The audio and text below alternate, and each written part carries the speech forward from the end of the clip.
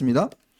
자, 지금 뭐 이 참네 양문석 관련해서 뿐만 아니라 지금 일단 공영훈 관련해서 오늘 또 새로운 게 나왔는데 일단 우선 양문석부터 잠깐 짚고 가겠습니다. 지금 양문석과 관련해서는 지금 어제 지금 우리 지원님 고발했죠. 예. 지금 또 새마을중앙저에 지금 거기 조사하고 있지 않습니까? 그렇죠. 이거는 보니까요. 지금 이 민주당이 상당히 내부적으로 심각한 게 어제 제가 방송하면서도 특히 이게 민주당의 비명과 친명 사이에 상당히 또 이 경계점이 된 거예요. 맞습니다. 비명계들은 이거 안 된다 이거. 우리가 한 절 읽더라도 지금 이 양문석은 자르고 와야 된다. 왜냐 옆에 지역에 너무 영향을 미친다. 네. 그리고 양문석이 그동안 노무현 대통령 비하하고 입이 뭐 거의 뭐 XX 수준이다라고 이야기를 해왔고 또 더군다나 안산을 지저분하다라고 이야기한 것 때문에 그러니까요. 이게요.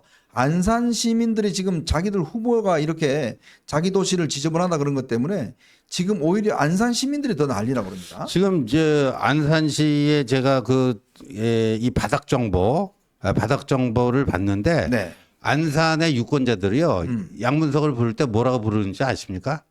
양아치라고 부릅니다.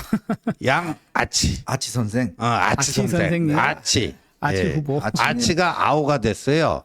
양아치. 그래서 김준혁은 유두고. 김유두, 양아치. 야. 예, 그래갖고 양문석이 안산은 지저분한 도시다 네. 이런 얘기했잖아요. 네. 그럼 너는 뭐하러 지저분한 도시에 왔냐? 너는 그러면 양아치구나. 이렇게 특히나 아주머니들이 저 지긋지긋한 놈이다 네. 하고 이렇게 얘기를 하고 있고요. 정상적인 지역 유세가 불가능한 상태로 가고 있다. 전혀 지역민들의 호응이 없다. 그리고 심지어 안산갑이죠. 민주당원들이 상당히 동요하고 있다. 어떻게 딸내미한테 그런 불법 사기 대출을 준 사람이 암만 여기가 꼽으면 되는 민주당 강세 지역이라지만 이건 좀 너무한 것 아니냐. 뭐 이런 얘기를 하고 있다라는 거예요. 네. 근데 여기 보면요. 어제 이제 집을 팔겠다 그러지 않았습니까? 근데 이거 보면 참 비슷한 사람이 있어요. 우리 김의겸 선생. 예. 흑덕 김의겸 선생. 김의겸도 이게 투기가 문제가 되니까 집을 팔고 그 뭐 차익을 기부하겠다 그러는데 뭐 기부했는지 안 했는지는 모르겠습니다만은 똑같은 이야기를 하고 있는데 아니 기부한다고 이게 판다고 지금 문제가 해결된 문제가 아니지 않습니까? 그렇죠. 이거 원조가 따로 있습니다. 네. 원조가 누구냐면요. 바로 조국 대표입니다. 아하. 맞습니다. 조국 대표가 처음에 조국 사태가 터졌을 때요. 자기가 사모펀드로 번 돈을 정리해서 사회에 환원하겠다. 그 어허. 말도 했었고요. 또 조민이 서울대와 부산대에서 받은 장학금이 총 더하면 한 2천만 원 정도 됩니다. 네. 2천만 원도 환원하는 방법을 찾겠다라고 했었습니다. 그리고 무엇보다 운동하고 있지 않습니까? 네네. 지금 조국 일가족이 지금도 운영하고 있는데 조국 일가족이 운영했던 운동학원을 사회에 환원하겠다. 국가와 지방자치단체에 환원하겠다 했는데 확인해 보니까 이 세 쪽에서 실천된 게 아무것도 없습니다. 특히 운동학원 같은 경우는요. 아직까지 조국 교수의 모친이 이사장으로 그대로 있습니다. 네. 예, 그리고 그 이사회 속기록 확인해 보면요. 환원 관련된 논의한 적도 없고요. 경남교육청에 환원 관련된 문의한 적도 없습니다. 심지어 어느 정도 파렴치냐면요. 조국 동생 조건 씨라고 있습니다. 네네. 그분이 운동하고 사무국장을 했었거든요. 그 사무국장에 이제 재판을 받아요. 변호사 비용이 필요합니다. 네. 1,400만 원을 운동학원에서 빌려달라고 한 거예요. 그래서 또 운동학원이 그걸 또 빌려주겠다고 심사를 한 거예요. 근데 그걸 경남교육청에 발견하고 야 빌려주지 마. 운동학원 자산이기 때문에 이거는 개인한테 쓸 수 없어. 라고 해서 제지까지 받은 적이 있어요. 네. 그러니까 이런 식으로 사건이 터지고 논란이 되니까 환원하겠다 말만 하다가 잠잠해지면 싹 이 닦아버리는 이제 이런 테크닉과 수법이 그대로 지금 민주당 후보들한테 이어지고 있는 겁니다. 그래서 지금 우리 강원 선대위원장인 권성동 의원이 네. 저걸 만든 거예요. 저거 요즘 아주 잘 요즘 만들었어요. 아, 히트죠. 예. 허우라 이 세상에서 내가 누구랑 제일 닮았지? 그래도 완전히 저 둘이 똑같은데요. 하나 보자고요. 조국이 그랬잖아요. 예. 우리 딸 때문에 그 부산대 뭐 손해 본 피해자 학생 있느냐? 네. 양문석이 그랬잖아요. 우리 딸이 새마을금고 대출 받다고 피해 본 사람이 있느냐? 똑같죠. 그다음에 조국이 운동하고 사회 환원하고 뭐 하겠다는데 안 했죠. 양문석은 어제 조국 따라서 그렇게 했는데 양문석이 그 지키겠냐고요. 이 땅 급하니까 소나기나 피하자 하는 거죠. 그러니까 네. 둘이 똑같은 자들이에요. 그러니까 이 양문석은 이재명의 적이 아닙니까? 끈아풀이고 여기 그러니까 이조 세력 적에 완전 한통속이죠. 그러니까 이 아까 윤석열 대통령 남은 임기 3년 인정 안 하고 탄핵해갖고 조기 대선 가는 것도 똑같지만 저런 도덕적인 수준이라든가 하는 행태 아주 네. 꼭 그냥 판박입니다. 판박. 그리고 양문석이 저렇게 이제 그 집 처분하겠다 얘기한 것도요. 본인이 알아요. 이게 처분 안 될 거 알아요. 왜냐하면 선거가 지금 불과 며칠 열흘도 안 남았거든요. 그렇죠. 열흘 안 남은 상황에서 저렇게 급매물 내놓잖아요. 그럼 살려는 사람들은 그걸 바로 안 삽니다. 기다려요. 더 떨어뜨리려고. 그렇죠. 그런 심리를 아는 거예요. 그러니까 선거 끝나고 나면 그걸 다시 거둘 수가 있잖아요. 네. 그걸 노리고 있는 겁니다. 저거는. 참 이거는 보면요. 지금 민주당이 이제 우리가 잘 나가니까 며칠만 참으면 다 빼치달 수 있다. 지금 그렇게 지금 생각을 하고 지금 버티기 작전에 들어간 거 아니겠습니까? 그런데요. 문제는 뭐냐 하면 지금 이 조만간 아마 이 여러 가지 불법적인 그게 뭐냐면 특히 제일 주목되는 게 뭐냐면 이 사업자 대출을 받고 난 다음에 5억 원에 달하는 옷을 샀다. 그러니까 통신 판매를 하기 위해서 그렇죠. 예. 그 증명서를 새마을금고에다가 제출했습니다. 근데 본인도 이야기했지만 그 돈은 빚 갚는데 다 썼다고 이야기를 했거든요. 양문석이 네, 그 이야기를 했잖아요. 했잖아. 그러면 그 문건은 거짓이라는 게 명백하잖아요. 그렇죠. 그럼 그러면- 세금 계산서를 조작한 그렇죠. 거예요? 그러면 만약 그게 나오면 네. 선거 전에 예. 민주당이 이거 어떻게 해야 돼요?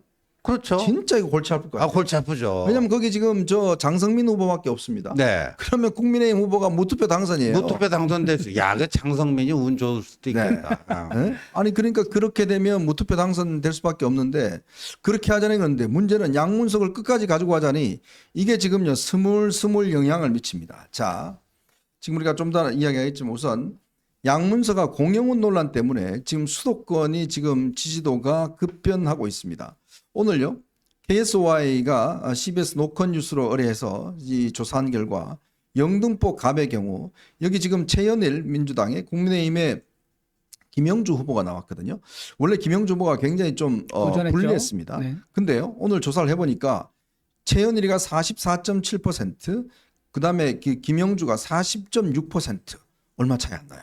근데 여기에요 허은하가 7%가 나옵니다. 만약에 허은하가 이게 후보 사퇴를 할 경우 상당히 이런 가능성이 있는 거고요. 또 하나는 동대문 의뢰 여기 또 여론조사 공정위 조사를 했는데 민주당 장경태가 47.5 나왔거든요. 근데 김경진 후보가 좀 떨어졌어요. 근데 김경진 후보가 지금 44%로 막 따라 붙었습니다. 그러니까 이제 뭐 좀 영등포 갑도 그렇고 동대문 을도 그렇고 네. 오차범위 밖에 있다 오차범위 안으로 안으로 들어왔죠. 들어갔다는 얘기 아니겠습니까? 이제 근데 이런 식의 흐름이 잡혔다는 거죠. 네. 좁혀지는 흐름이 트렌드가 잡혔다는 거예요. 여기서 조금만 더 밀어붙이면요 가능합니다. 역전. 그래서 지금 그 민주당 이제 후보들이 양문석 때문에 10석에서 15석 이럴 수도 있다라는 이제 말을 하고 있는 겁니다. 그 거꾸로 얘기하면요. 우리가 10석에서 15석 가져올 수 있다. 이 얘기를 볼 수 있지 않겠습니까? 자, 그러니까 이게 바로 또 여기 이제 공영훈 문제가 오늘 또 터졌습니다. 오늘요. 지금 이준석, 공영훈, 그다음에 한정민 여기가 지금 CBS에서 토론회를 했어요. 이준석하고 이제 한정민은 스튜디오에 직접 나갔고 공영훈은 전화로 이제 토론을 했는데 오늘 이준석이 공영훈에 대해서 지금 아주 여러 가지 몇 가지 의혹을 제기했습니다. 우선 딸에 대해서 그동안은 보면 이 아들 군 전역하는 아들에 대해서 30억짜리 이제 다가구주택 정의했다는 게 문제가 됐지 않습니까? 근데 오늘 이 이준석이 이런 이야기를 해서 딸도 정의해 준 거 있지 않냐? 딸도 지금 성수동에 살자냐? 이렇게 물으니까 이걸 인정을 했습니다. 일부 증여했다라고 이야기를 했고 또 하나는 딸이 지금 글로비스 이 현대자동차 계열사죠. 거기 다니는데 갭 투자를 했다는 겁니다. 자, 20억짜리 집을 10억을 대출받아서 지금 갭 투자를 여기 바로 성수동에 했다는 거예요. 자, 그러니까 지금 성수동에 지금 자기 다가구 주택 되고 딸도 여기 지금 또 갭 투자를 해서 가지고 있는데 그랬더니 공영훈 후보가 뭐라고 했냐면 젊은 사람들 요즘 갭 투자 다 하는 거 아니냐? 그렇게 이야기했더니 한정민 후보가 나는 그거 못해서 미안하네. 그 가슴이 아프네. 뭐 이런 이야기를 했습니다. 결국은 자기 아들뿐만 아니라 지금 딸까지도 사실은 증여를 했고 그러면 이런 후보가 젊은 청년을 위해 정치한다는 말이 앞뒤가 맞는 이야기입니다. 네, 맞죠. 진짜 참 부끄러운 참 우리 그 86세대 특히나 운동권 출신인데 도덕 수준이 저 정도 저급한 수준뿐이 안 된다. 근데 저런 사람이 우리나라 대표 기업의 뭐 사장까지 했고 지금 국회의원이 되려고 하는데 그거 다 누구나 하는 거 아니에요. 근데 저 공영훈의 저런 사고 방식 있잖아요. 네. 누구랑 또 똑같이 빼닮은 줄 아세요? 조국.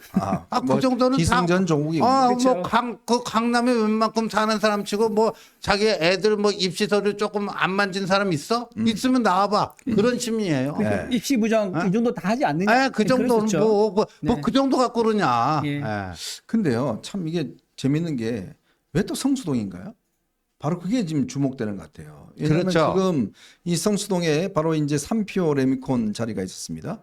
그 자리가 이제 개발이 되면서 이게 현대자동차에서 이제 구입해서 개발을 하는 것인데 바로 이 현대자동차가 이 그 계약을 맺는 바로 직전에 공영 후보가 다가구 주택을 샀고 딸도 지금 성수동에 있는 걸 보면 이게 뭔가 개발 정보를 공유한 거 아니냐 뭐 이런 지금 또 이 의혹이 있는 그렇죠. 거죠. 개발 정보를 사전에 미리 획득을 해서 남들 모르게 투자를 이제 저가에 투자를 하는 건데 그런 게 굉장히 지금 자본주의 사회에서는 이게 공정하지 않다고 해서 강하게 처벌하고 있지 않습니까? 네. 지금 공영 후보가 아들 딸을 내세워서 마치 자식을 위한 애정인 것처럼 포장을 하고 있지만 실제로는 아주 비열한 수법으로 재산을 증식하는 그런 전형적인 형태로 볼 수 있습니다. 네, 이게 지금 이쪽 화성을 지역이요. 전국에서 그 유권자 연령이 가장 낮은 곳입니다. 35인데요. 그만큼 청년들의 박탈감이 굉장히 클 것 같습니다. 자, 후보로 나온 사람은 아빠 찬스로 인해서 증여도 받고 갭 투자 같은 것도 하고 다 이러면서 청년아 너네들 열심히 위해서 내가 일할게라고 이야기를 하는데 본인은 다 물려줬어요. 그러면 그걸 보고서 뭐라고 그러겠습니까? 아빠 왜 나는 안 줘? 저도 집에 가서 그런 이야기 농담조로 들었는데 이게 다들 아마 이 부모 된 입장에서 그럴 겁니다. 아빠 왜 아빠는 공영훈 후보 같지 않아? 왜 그 다가구 주택 증여 안 해줘? 뭐 이런 이야기 하면 이게 얼마나 억장이 무너지겠습니까? 아, 진짜 참. 왜 하나 안 물려주셨어요? 우리 지원님? 아유, 참 진짜 저런 인간들 때문에 네. 정말. 예. 이게요, 참 부동산 정책 그 뭐 그렇게 비판하고 문제 많고 뭐 등등 옛날에 장하성 저 정책실장 문재인 때 그런 이야기 했지 않습니까? 아유, 다 그 강남 살 필요 없어요. 그냥 적당히 알아서 사세요라고 이야기를 했잖아요. 그러니까 조국도 마찬가지 가분개들 다 그냥 적당히 살았어요. 우리는 그냥 정리하고 애들 학교 조작해서 의대 보내고 다 할 테니까 그냥 본인들은 찍기만 하세요. 우리 그냥 표만 찍으세요. 라고 이야기하는 거하고 똑같지 않습니까? 바로 이런 의식들, 이런 특권 의식을 가지고 있으니까 이런 것들이 불법이 없는데 뭐 내가 증여 다 하면 더 세금 다 내는데 뭐가 문제야? 라고 이야기를 하는데 본인들은 정말 무슨 청년에게 희망을 주겠다. 무슨 희망을 줘요? 아버지 엄마 잘 만나라는 희망? 그 희망 말고는 줄 게 없지 않습니까? 그리고요, 지금 또 새롭게 뭐 기사 하나가 나온 게 있어요. 네. 이 조국 당의 당선 안정권으로 얘기되면 6번에 네. 문재인 시절에 국립외교원장 했던 연세대 정학과 교수 출신의 이건 또 김준형. 네, 김준영. 이게 김준혁도 혁하고 있고 다르죠. 김준형도 형도 있고 예. 기억이냐 동그라미냐 그것만 차이가 납니다. 예. 근데 이 자가 뭐 한미 동맹은 미국이 한국을 가스라이팅하는 거다. 예. 뭐 이랬는데 자기 아들이 15살 때 미국적을 취득했다. 예. 근데 지금 24살인데 병역 기피가 아니냐 어쩌고저쩌고 했잖아요. 네네. 야, 알고 봤더니 세 자녀 모두 미국 국적이래. 참. 세 자녀 모두 미국 국적이고 자기 부인도 미국 국적이에요. 저는 이게 그러니까 처음- 지금 한국인이 4명의 미국인하고 같이 사네요. 그 한국에 한 명이 네 명이 네. 미국인가? 예, 여기 이제 이 부부가 세 이제 자식을 줬는데 그 김준영만 한국 국적이고 나머지 4명 다 미국 국적이래요. 너 그러면서- 미국 가서 국회의원 그렇죠. 해. 네, 그렇죠. 그러면서 본인이 뭐라고 얘기하죠? 국민들한테 우리가 미국한테 가스라이팅을 당했다. 그러니까요. 미군 철수해라 이런 얘기를 하고 있어요. 그러면서 아이들은 미국 국적, 미국 학교에 보내고요. 심지어는요, 저 아이들이 국적을 한국 국적 포기한 거 있지 않습니까? 제 생각에는 이 아이들 스스로 선택한 게 아닌 것 같아요. 그 어린 나이에 한국 나이로 치면 중학교쯤 되는 나이입니다. 그 나이 어떻게 스스로 날 한국 사람 안 하려고 판단할 수 있었겠어요? 그리고요, 그거는- 지금 이게 네. 세 자녀가 국적 이탈, 그러니까 한국 국적 이탈한 그 나이가 나옵니다. 장남, 그 지금 그 15세죠. 군대 안 가고 예. 만 14세. 14세, 예, 차녀는 만 18세. 18세, 장녀는 만 23세. 23세. 예. 그러니까 이 집은 저희 국적 이탈 전문이네요. 네. 국적 이탈 전문. 한국이 부끄럽습니까? 왜 그러십니까, 예. 정말? 아, 정말.